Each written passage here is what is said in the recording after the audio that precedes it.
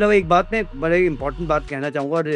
Basis on the two judgment Mohammad Ali वाली judgment आई जिसमें supreme court ने कहा पहले क्या होता था कि take the allegations as they are, if it does not constitute a offence तो आप एफआईआर को क्वॉश कर सकते हैं। पर सुप्रीम कोर्ट ने बाद में कहा कि रीड बिटवीन द लाइंस, कि मंशा देखिए कि लिखना क्या लिखा हुआ क्या है, क्योंकि क्या है कि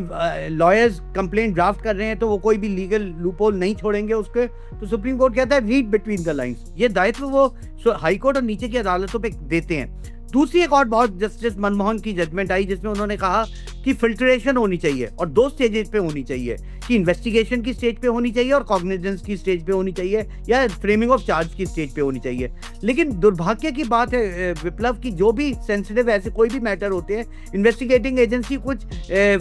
फिल्ट्रेशन करने की कोशिश भी नहीं करते और वो डायरेक्ट आकर के चार्जशीट फाइल कर देते हैं। अब दायित्व कोर्ट पे आता है। माना कि कॉग्निजेंस की स्टेज पे आपको प्राइमा फेसाई देखना है, आपने कॉग्निजेंस ले ली, लेकिन जब आप चार्ज फ्रेम कर रहे हैं तो ये आपका दायित्व बनता है कि ग्रेव सस्पेशन हो तभी आप चार्ज फ्रेम करके उसे ट्रायल पे भेजिए। लेकिन मुझे लगता है कि जब हम अदालतों में जा रहे हैं तो वो कोई ऐसा एफर्ट ही नहीं हो रहा है, पीपी ऐसा कोई ग्रेव मटेरियल इन्वेस्टिगेशन के बाद पॉइंट आउट नहीं कर रहा कि जो सफिशिएंट होना चाहिए अक्यूज को के खिलाफ चार्ज फ्रेम करने के लिए। और